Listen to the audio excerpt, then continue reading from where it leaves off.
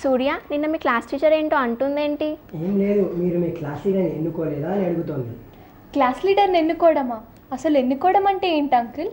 మనకు నచ్చిన వ్యక్తిని లీడర్గా కానీ ప్రజాప్రతినిధిగా కానీ లేదా నాయకునిగా కానీ ఎన్నుకోవడం కోసం మన అభిప్రాయాన్ని తెలియచెప్పడమే ఎన్నుకోవడం.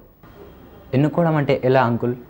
ప్రజాస్వామ్య ప్రభుత్వంలో ఓటు హక్కు ద్వారా మనం మన ప్రతినిధుల్ని ఎన్నుకుంటాం. మరి ఓటు హక్కు అంటే ఏంటో మీకు తెలుసా? ఓటు హక్కు అంటే నాకు తెలుసు. నీకు తెలుసా? తెలిసి చెప్పు మరి. మరేమో నిన్న మా అమ్మ ఓటు వేసింది. ఓటు హక్కు అంటే అదే అంకుల్. నువ్వు చెప్పింది కొంతవరకు నిజమే సూర్య, అయితే అది అంత వివరంగా లేదు.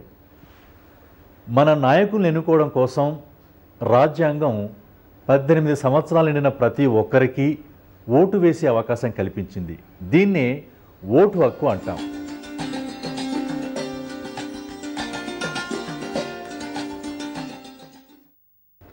ఈ ఓటు హక్కు ద్వారా మనం మన నాయకుల్ని ప్రతినిధుల్ని ఎన్నుకుంటాం. ప్రజాస్వామ్య దేశాల్లో ఈ ఓటు హక్కును చాలా సమర్థవంతంగా వినియోగించుకోవడం జరుగుతోంది. ప్రజాస్వామ్యం అంటే ఏంటి అంకుల్? ప్రజాస్వామ్యం గురించి మాకు ఒక పాఠం కూడా ఉంది. ఏ దేశంలో అయితే ప్రజలకు జవాబుదారీగా ప్రజాప్రతినిధులు ఉంటారో, వారిని ఎన్నుకునే స్వేచ్ఛ ప్రజలకు ఉంటుందో అదే ప్రజాస్వామ్యం. ఈ ప్రజాస్వామ్యాన్ని అబ్రహం లింకన్ చాలా చక్కగా నిర్వచించారు. ఇంతకీ అబ్రహం లింకన్ అంటే ఎవరో మీకు తెలుసా? తెలియదు అంకుల్. అబ్రహం లింకన్ అమెరికా దేశపు మాజీ ప్రెసిడెంట్, ప్రముఖ రాజకీయవేత్త. ఇతను ప్రజాస్వామ్యాన్ని చాలా చక్కగా నిర్వచించారు. ఎలాగంటే, ప్రజల చేత, ప్రజల ద్వారా, ప్రజల కొరకు ఏర్పడ్డదే ప్రజాస్వామ్య ప్రభుత్వం. ఇంతకుముందు ప్రజాస్వామ్య దేశాలు అని అన్నారు. మరి ఏ దేశాలలో ప్రజాస్వామ్య వ్యవస్థ ఉంది? దీనికి ఉదాహరణగా మన భారతదేశాన్ని, అమెరికా సంయుక్త రాష్ట్రాల్ని, బ్రిటన్ని, ఫ్రాన్స్ని చెప్పుకోవచ్చు. స్త్రీ పురుష కులమత భేదం లేకుండా 18 సంవత్సరాలు నిండిన ప్రతి ఒక్కరికి ఓటు హక్కు ఉంటుంది. దీన్నే వయోజన ఓటు హక్కు అంటాం.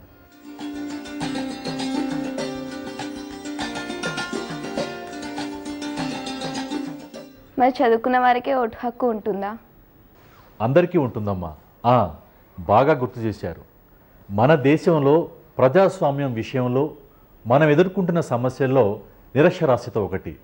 అన్నట్టు మరి నిరక్షరాస్యత అంటే ఏంటో మీకు తెలుసా? నాకు తెలుసు, చదవడం రాయడం రాకపోతేనే నిరక్షరాస్యత. ఇంకా ఎలాంటి సమస్యలు ఉంటాయి? దీనివల్ల ఉత్తరాలు పేపర్లు చదవలేరు కదా. బస్సుల పేర్లు కూడా చదవలేరు కదా అంకుల్. మనది ప్రజాస్వామ్య దేశం. ఈ దేశంలో ఎన్నో రాజకీయ పార్టీలు ఉంటాయి. ప్రజలు నిరక్షరాస్యులు కావడం వల్ల ఏ రాజకీయ పార్టీ ఏం చెప్తోంది, ఏ రాజకీయ పార్టీ ఎలా పనిచేస్తుందో ప్రజలు అర్థం చేసుకోలేరు. దాంతో రాజకీయ పార్టీల పట్ల సరైన అవగాహన లేక సరైన నాయకుణ్ణి ఎన్నుకోకపోవడం అనేది ఒక లోపం. ఈ లోపాన్ని సరిదిద్దడం కోసం ప్రభుత్వం ప్రజల్ని బలవంతంగానైనా అక్షరాస్యుల్ని చేయడం కోసం విద్యా హక్కు చట్టం 2009ని ఏప్రిల్ 1, 2010 నుండి అమల్లోకి తీసుకువచ్చింది. ప్రజల్లో నిరక్షరాస్యత వల్ల చైతన్యం లేకపోవడమే కాదు, అసలు వాళ్ళ హక్కులు బాధ్యతలు ఏంటో కూడా తెలుసుకోలేకపోతున్నారు. అవును అంకుల్, మొన్న మా వీధిలో ఎన్నికల రోజు ఒక ఆయన బాగా తాగి తూలుతూ ఓటు వేయడానికి వెళ్తున్నాడు. అదే మన ప్రజాస్వామ్యంలో మనం ఎదుర్కొంటున్న సమస్యల్లో నైతిక విలువ లేకపోవడం కూడా ఒకటి. నైతిక విలువలంటే ఏంటి అంకుల్? నీతి, నిజాయితీ, సత్ప్రవర్తన కలిగి ఉండటం. మంచి పనులంటే పెద్దలను గౌరవించడం, అబద్ధాలు ఆడకుండా ఉండడం, క్రమశిక్షణగా ఉండడం, అలాంటివేగా. అవును, సమాజం యొక్క ఆదరణ, ఆమోదం పొందిన అన్ని పనులు కూడా నైతిక విలువలతో కూడుకున్నవే.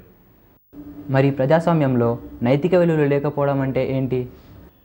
అంటే ఓటర్లకు డబ్బు, బహుమతులు ఆశ చూపడం, కులం, మతం పేరు చెప్పి ఓట్లు అడగడం, నెరవేర్చలేని హామీలు ఇవ్వడం, బెదిరించడం, ఇవన్నీ కూడా ప్రజాస్వామ్యంలో అనైతికం. అవును అంకుల్, మొన్న మా వాడలో 2 పార్టీల వారు బాగా కొట్టుకున్నారు. అవునమ్మా, ప్రజాస్వామ్య సమస్యల్లో ఈ నేరతత్వం కూడా ఒకటి.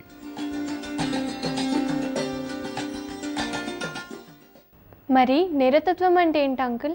ఇంతకుముందు నువ్వు చెప్పావు కదా మీ వీధిలో కొట్టుకున్నారని. అలా హింసకు దిగడం, ఒకరిపై మరొకరు అధికారం చెలాయించడానికి ప్రయత్నించడం, బెదిరించుకోవడం ఇలాంటివన్నమాట. నేరతత్వంతో ముడిపడి ఉన్న మరొక అంశం ముఠాతత్వం.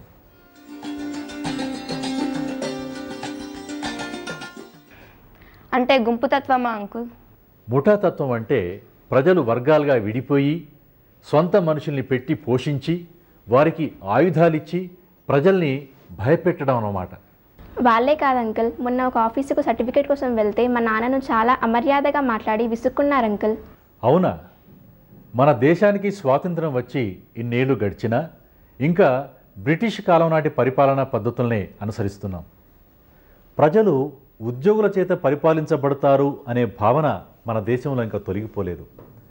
ఉద్యోగులే పాలకులు అన్న భావం మనలో బలంగా నాటుకుపోయింది. నిజానికి ఉద్యోగులు కూడా ప్రజల్లో భాగమే. మనది ప్రజాస్వామ్య దేశం. ప్రజలే పాలకులు, పాలితులు కూడా. కాబట్టి ఉద్యోగులను పాలకులు అని మనం భావించాల్సిన అవసరం లేదు. ఇన్ని రకాల సమస్యలు ఉన్నాయి కదా అంకుల్, మరి వీటిని ఎదుర్కోవాలంటే ఏం చేయాలి? ఏం చేస్తే బాగుంటుందో మీరే చెప్పండి మరి. మంచి వాళ్ళకు ఓటు వేయాలి అంకుల్. నిజాయితీగా ఓటు వేయాలి. అందరూ బాగా చదువుకొని పార్టీల పట్ల అవగాహన పెంచుకోవాలి కదా అంకుల్? ఈ సమస్యలను ఎదుర్కోవాలంటే సరైన నిర్ణయం తీసుకోగల ఓటర్లు కావాలి. వారిలో రాజకీయ చైతన్యం పెరగాలి.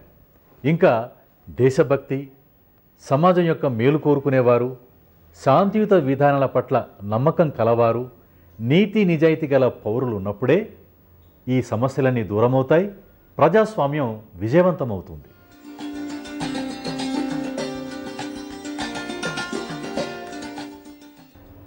పిల్లలు, ప్రజాస్వామ్యంలో మనం ఎదుర్కొంటున్న సమస్యలేంటో ఇప్పుడు మీకు బాగా అర్థమైందా? అర్థమైంది అంకుల్. Very good.